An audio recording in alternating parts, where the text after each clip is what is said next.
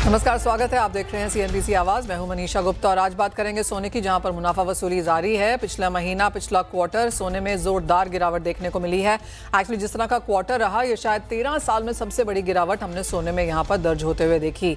अब इस महीने और इस क्वार्टर से क्या कुछ एक्सपेक्टेड है, इस पर करेंगे चर्चा। साथ ही बात करेंगे यहाँ पर मॉनसून की, जहाँ पर जून का महीना 40% की डेफिशिएंट रेन के साथ बंद हुआ है। जुलाई की शुरुआत यहाँ पर ज़रूर अच्छी हुई है, लेकिन आगे जुलाई कैसा रह सकता है, इस पर भी होगी बातचीत। हमारे साथ आज जुड़ रहे हैं मेटल फोकस के senior consultant Harshal Barot, Skymet के vice president of meteorology Mahesh Palawat and Kotak securities से सुनील काटके। आप सभी का कार्यक्रम में स्वागत है। सुनील, सबसे पहले सोने के बारे में जानना चाहेंगे, आपकी क्या सेंस है, इतनी बड़ी मुनाफा वसूली के बाद करंट लेवल्स पे क्या करने की राय है? जी, गुड मॉर्निंग मनीषा। मुझे लगता है गोल्ड $4,000 के नीचे थोड़ा वीकर सेंटिमेंट ही दिखा रहा है। आज भी डोमेस्टिक मार्केट में 1% डाउन है, 1,41,000 के आसपास अगस्त का वायदा ट्रेड होते हुए नजर आ रहा है। अल्टीमेटली इसमें 2 या 3 फेड रेट हाइक का इस साल का जो प्रोबेबिलिटी है वो मार्केट प्राइस इन कर रहा है, जिसकी वजह से गोल्ड के प्राइसेस जो हैं दबाव में है। US डॉलर इंडेक्स अगर हम देखते हैं तो वो ऑन द हायर साइड है, ट्रेजरी यील्ड्स भी ऑन द हायर साइड है, और जो ओवरऑल ETF में जो इन्वेस्टमेंट था वो भी कहीं ना कहीं आउटफ्लो के तौर पे एक रुझान दिखाते नजर आ रहा है। तो सेल ऑफ देखने को मिल रहा है ETF फ्रंट पे भी, तो उससे दबाव है। मुझे लगता है ये जो ट्रेंड है थोड़ा बहुत कंटिन्यू कर सकता है, क्योंकि इवन मार्केट आज का भी जो फेड का चेयर का जो मीटिंग है उसका भी एक स्टांस पे ध्यान रखेगा। केविन वॉश जो नए फेड चेयरमैन बने हैं, तो उनका स्टांस अकोमोडेटिव रहेगा या ऑन द टाइटर साइड रहेगा, वो एक ध्यान में रखने का नीड है। मुझे लगता है ओवरऑल इक्विटी मार्केट्स भी अच्छा परफॉर्म कर रहे हैं, तो जो सेफ हेवन अपील गोल्ड का था वो टू एन एक्सटेंट डिमिनिश हुआ है, और मजबूत डॉलर और ब्याज दरें अगर ऑन द हायर साइड ही रहेंगे तो मुझे लगता है कि ये ट्रेंड थोड़ा और कंटिन्यू कर सकता है। डाउन साइड बहुत ज्यादा मुझे नहीं लग रहा है कि लिमिट है। $3,700 $3,800 का एक बॉटम मुझे लगता है कि गोल्ड बना सकता है। हवेवर अगर कोई लॉन्ग टर्म निवेशक है तो मुझे लगता है ये उतना बुरा रेट नहीं है। जनवरी में $5,600 का हाई बनाया था। डोमेस्टिक मार्केट में 1,90,000 तक का भी रेट दिखा था। 1,40,000 अभी ट्रेड होते हुए नजर आ रहा है। मुझे लगता है जो लॉन्ग टर्म इन्वेस्टर है स्टैगर्ड वे में बाई तो कर ही सकते हैं, बट अगर एक हफ्ता 10 दिन का कोई व्यू देख के चल रहा है तो मुझे लगता है जो मजबूती है डॉलर इंडेक्स में उससे थोड़ा सेल ऑफ देखने को मिल सकता है। एक बार $3,800 तक का लेवल यानी $170 और करेक्ट होते हुए नजर आ सकता है एक हफ्ते 10 दिन में।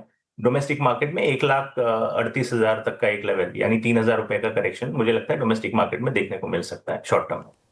ऑलराइट, तो शॉर्ट टर्म में थोड़ी सी और गिरावट यहाँ पर बन सकती है, लेकिन अगर आप लॉन्ग टर्म इन्वेस्टर हैं तो ये एक्यूमुलेशन लेवल्स आपके सामने बेहतरीन हैं। हमारे साथ मेटल फोकस के हर्षल बारोट भी हैं। हर्षल, सबसे पहले तो प्राइस पर ही सेंस, ऑफ कोर्स जैसे सुनील ने कहा, चाहे वो इक्विटी में वापस पैसा जाना है, डॉलर स्ट्रेंथ है जो कि 13-14 महीने के हाइज पर काम कर रहा है, और फिर ये फुल प्रोबेबिलिटी, फुल तो नहीं है as of now, 65 to 85% probability कि एक रेट हाइक आ सकती है। जी बिल्कुल मनीषा, आई थिंक फिलहाल जो ड्राइवर्स डेफिनेटली गोल्ड के वो मॉनेटरी पॉलिसी रिलेटेड ड्राइवर्स है। तो हमने देखा है कि मार्केट एक्चुअली एक्सट्रीम्स में चल रहा है as far as monetary policy expectations are concern. So beginning of the year market expect कर रहा था कि 1 से 2 रेट कट्स होंगे।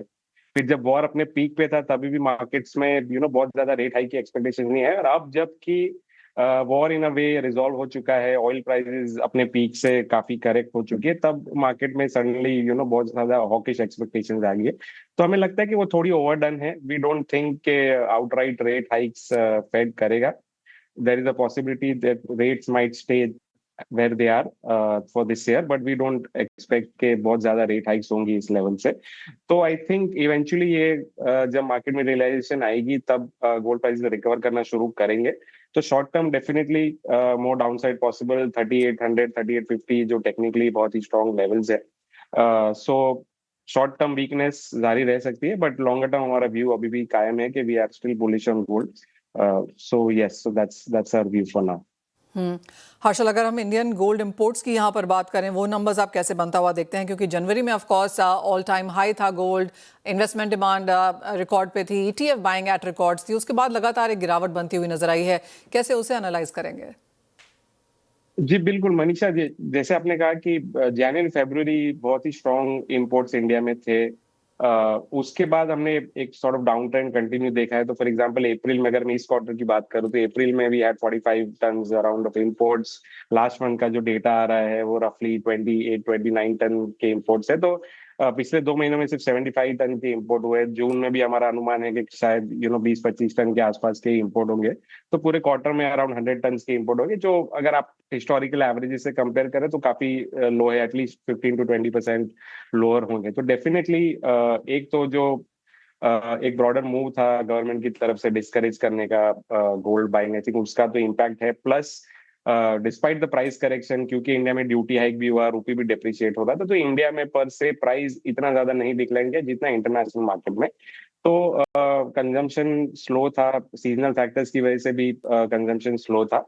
तो हमें लगता है कि नेक्स्ट 2 महीने तक शायद ये ट्रेंड कंटिन्यू रह सकता है, कि जब इंपोर्ट्स वीक रह सकते हैं। I think festive season onwards भी एक्सपेक्ट कि इंडिया में फर्मली डिमांड वापस आएगी, और अगर प्राइस स्टेबलाइज हो जाती है ये लेवल्स पे 4,000-3,800 के लेवल पे नेक्स्ट 2 से 3 महीने तक, तो I think we could see a very good festive season in India. Harshal, सभी ज्वेलर्स जिनसे हम बात कर रहे हैं उनका यही कहना है कि 18 और 14 और 9 कैरेट्स की तरफ वो यहाँ पर जाते हुए नजर आ रहे हैं। वो उनका फोकस रहने वाला है इस सीजन में जो अगस्त में स्टार्ट होगा। लेकिन अगर BIS का डेटा देखें तो वहां पर अभी भी यही देखने को मिल रहा है कि जो हॉल मार्किंग है वो अभी भी हायर कैरेटेजेस की है। जी बिल्कुल, आई थिंक मनीषा, क्योंकि 22 कैरेट के पीसेस होते हैं, वो बाय वेट हायर होते हैं, तो हमेशा एज अ परसेंटेज अगर आप गोल्ड कंटेंट में करेंगे तो उसका शेयर हमेशा हायर ही रहेगा। तो हमें लगता है कि ये जो शिफ्ट है टुवर्ड्स 18 फॉर 14 वो डेफिनेटली ऑन गोइंग है लास्ट 2 साल से, but it's a slow shift. We don't expect कि वो एक साल में बहुत ड्रास्टिक चेंज हो जाएगा, कि वो फॉर एग्जांपल 80% जो शेयर था 22 कैरेट का, वो अब जाके शायद 75% के आसपास है। तो I think eventually it will move towards 70% in the next couple of years, अगर प्राइसेस एलिवेटेड रहते हैं। तो एक जो डेली वेयर सेगमेंट है, जो डिस्क्रिशनरी परचेज सेगमेंट है, उसमें डेफिनेटली ये पुश हो रहा है कि आप 18 कैरेट 14 कैरेट पीसेस को पुश करें because of the affordability factor. But जो वेडिंग डिमांड है इंडिया में, जो anywhere between 50 to 55% of India total demand है, वो अभी भी प्रीडोमिनेंटली 22 कैरेट है। तो वो बहुत ज्यादा चेंज हमें होता हुआ नहीं दिख रहा है। तो I think there will be a slow shift towards lower carat pieces, but it will take next 3 to 4 years to be very visible. Point taken.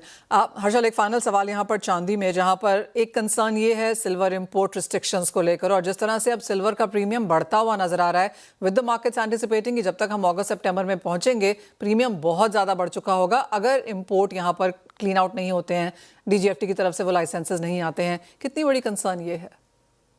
I think ये बहुत बड़ी कंसर्न है ऑब्वियसली, क्योंकि इतने ज्यादा प्रीमियम सिल्वर में कल $4.5 premium था, so which is a very high premium.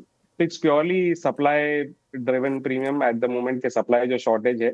और फिलहाल जितनी हमारी कॉन्वर्जेशन है, there is no clarity in terms of के लाइसेंसेस कैसे वर्कआउट होंगे, कौन इसको अप्लाई करेगा, क्या बैंक अप्लाई करेंगे या बुलियन डीलर्स अप्लाई करेंगे। तो वो एक कंफ्यूजन है। तो आई थिंक जब फेस्टिव सीजन आएगा और डिमांड हमें पिकअप होती दिखेगी, क्योंकि प्राइस भी अब करेक्ट हो चुके हैं, तो आई थिंक ये प्रेशर बढ़ेगा। तो unless the trade figures out कि सिल्वर इंपोर्ट्स कैसे इंडिया में लाए जाए, तब तक आई थिंक प्रीमियम्स इंडिया में काफी एलिवेटेड रह सकते हैं। क्योंकि एक ऑप्शन जो है वो क्लियर है कि सिल्वर डोरे शायद आप ला सकते हो, बट सिल्वर डोरे हिस्टोरिकली इंडिया में बहुत ज्यादा प्रोपोर्शन में कभी आया नहीं है। और अपने जो डेफिनेशन भी है कि anywhere if you have 2% or more gold content in any डोरे, तो वो गोल्ड डोरे क्लासिफाई हो जाता है। तो ये भी क्लैरिटी नहीं है कि आप आउटराइट प्योर सिल्वर डोरे ला पाओगे कि नहीं ला पाओगे जिसमें गोल्ड कंटेंट है ही नहीं। तो I think we will wait and see, but फिलहाल लग रहा है कि ये सप्लाई स्क्वीज जो है इंडिया में वो बरकरार रह सकती है। Point taken. Harshal, as always बहुत शुक्रिया साथ जुड़ने के लिए। तो वो काफ़ी सारा डिटेल में एनालिसिस है गोल्ड एंड सिल्वर को लेकर, जहां पर इंपोर्ट्स गिरते हुए नजर आए हैं। और जहां तक चांदी की बात है, ये ऑफ कोर्स एक कंसर्न है, हम रोजाना इसके बारे में बात भी कर रहे हैं कि DGFT की तरफ से यहाँ पर लाइसेंसेस क्लियर नहीं हुए हैं, चांदी का इंपोर्ट ऑलमोस्ट नदारद है। और अगर यही स्थिति आगे जाकर रही तो जो $4.5-5 के एज ऑफ नाउ प्रीमियम्स हैं चांदी में, वो आगे जाकर काफ़ी बढ़ सकते हैं। वेल, उसके ऊपर ऑफकोर्स हमारी यहाँ पर नज़र बरकरार रहेगी। लेकिन एक क्यों यहाँ पर मेटल्स पे ले लेते हैं सुनील से। कैसे देखते हैं आप सुनील, क्योंकि अगर हम जून का महीना देखें तो सभी मेटल्स गिरावट के साथ बंद हुए। एल्यूमिनियम 17% डाउन, कॉपर जिंक 6-7% की गिरावट यहाँ पर भी। जी मनीषा, आई थिंक थोड़ा कंसोलिडेशन फेज में है इंडस्ट्रियल मेटल। अगर हम देखते हैं तो लास्ट एक साल में जो अनप्रेसिडेंटेड रैली हमने कॉपर या एल्यूमिनियम में देखा, वो कहीं ना कहीं एक प्रॉफिट टेकिंग का अपॉर्चुनिटी ढूंढ रहा था। अभी उनको 2-3 क्यूज मिले हैं मार्केट में। एक तो जो स्ट्रेट ऑफ हॉर्मुज में जो डिस्ट्रप्शंस थे वो to an extent ease out होते हुए नजर आ रहा है। अभी वेसल्स थोड़ा इजीली पास थ्रू हो रहे हैं।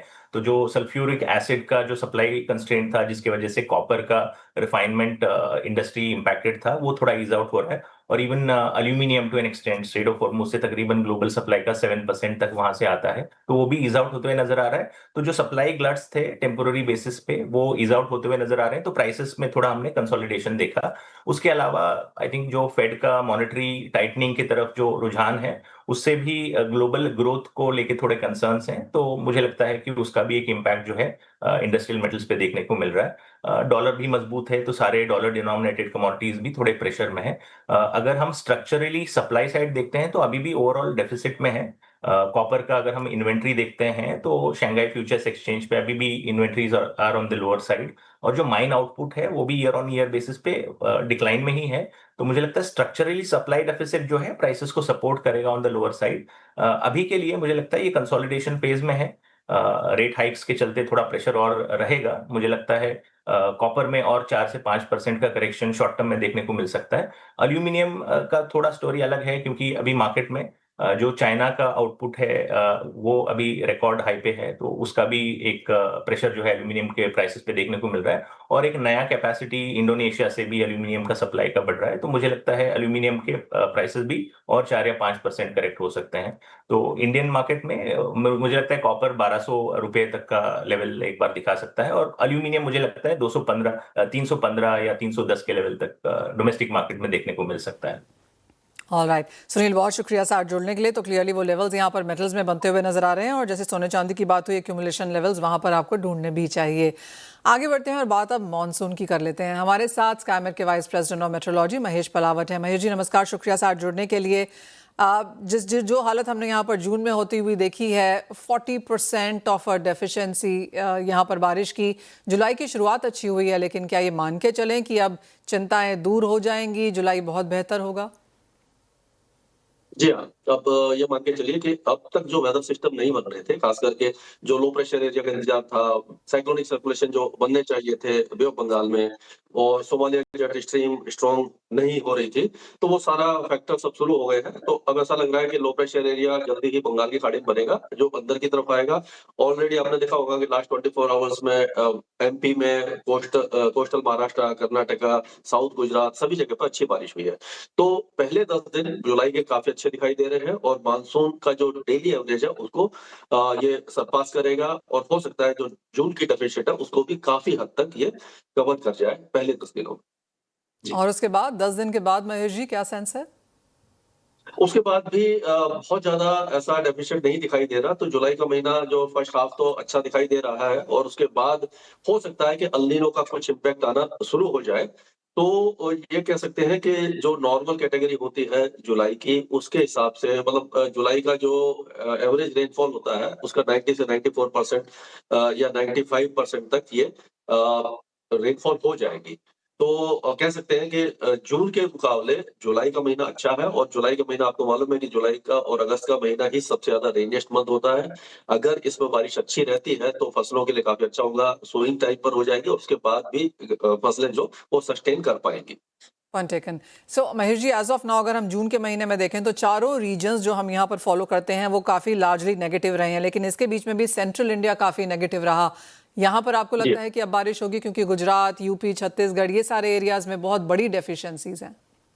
जी हाँ, देखिए आप पिछले 8 सालों से 8-9 सालों से आप देखें तो जो भी लो प्रेशर एरिया या वेदर सिस्टम बंगाल की खाड़ी में बनते थे, वो वेस्टर्नली मूवमेंट कर रहे थे। अर्लियर क्या होता था कि वो नॉर्थ वेस्ट की तरफ जाते थे। जो मानसून का पैटर्न चेंज हुआ है, तो अभी ये जो फिलहाल वेदर सिस्टम बन रहे हैं, वो भी मॉडल यही दिखा रहे हैं कि वो सेंट्रल इंडिया होते हुए गुजरात तक आएंगे।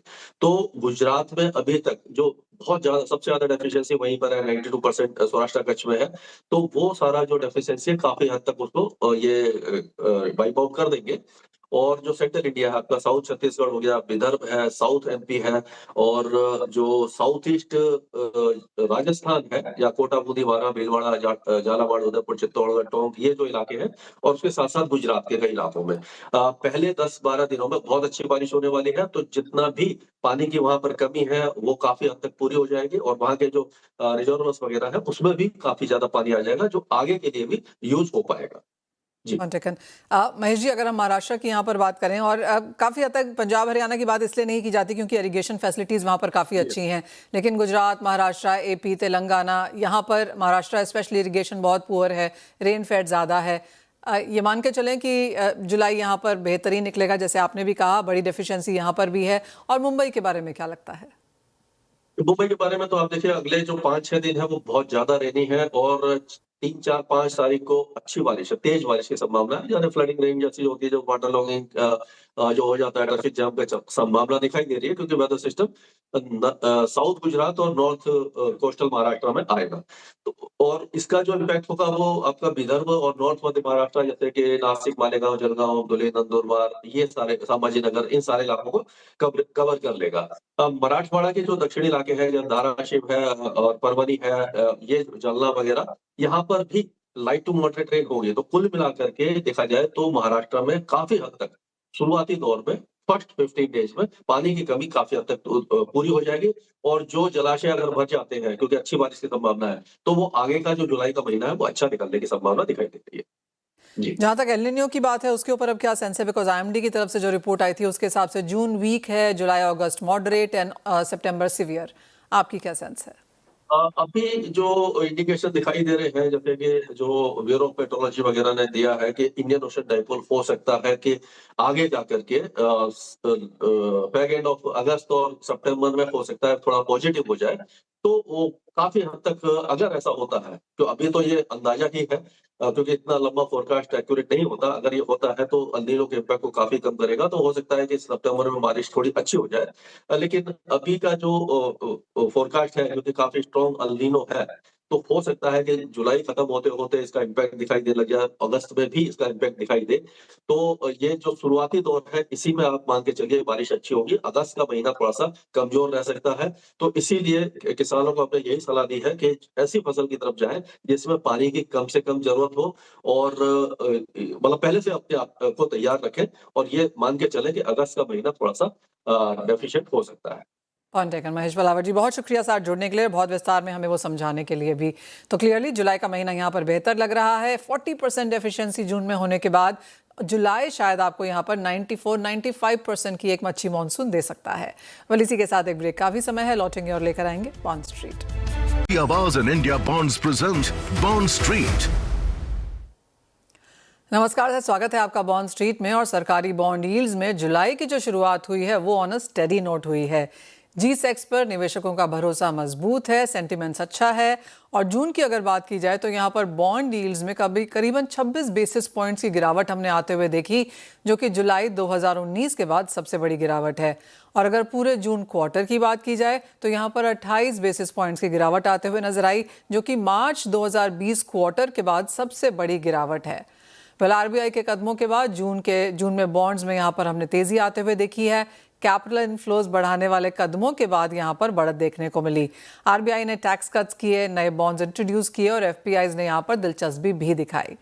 रुपए की अगर बात की जाए तो यहाँ पर हमने इसे भी क्वार्टर में 0.3% मजबूत होते हुए देखा, जो कि मार्च 2025 के बाद पहले क्वार्टर में ऐसा हुआ है जहाँ पर रुपए ने मजबूती के साथ कारोबार किया है। ओवरऑल अगर इनफ्लोज देखे जाएं तो जून में एफपीआईज ने रिकॉर्ड $4.4 बिलियन की यहाँ पर खरीदारी करी है, और काफ़ी सपोर्ट बाजार ने एक्सपेक्टेड है कि जुलाई में भी बनता हुआ नजर आएगा। अनएक्सपेक्टेड लाइंस हमने कल यहाँ पर 5 राज्यों में 1.36 लाख करोड़ रुपए जुटाते हुए देखा। आरबीआई की इसके बारे में रिपोर्ट भी कल शाम को आई है। अब आगे जाकर बाजार यूएस की जो दरें बढ़ने की बात है, जहां पर एक 67 प्रोबेबिलिटी के साथ काम हो रहा है कि सितंबर में एक रेट हाइक यहां पर देखने को मिल पाएगी, इसके क्यूज देखता हुआ नजर आएगा। फ्राइडे को नॉन फार्म पेरोल डेटा भी है और उस पर भी बाजार की नजर रहेगी।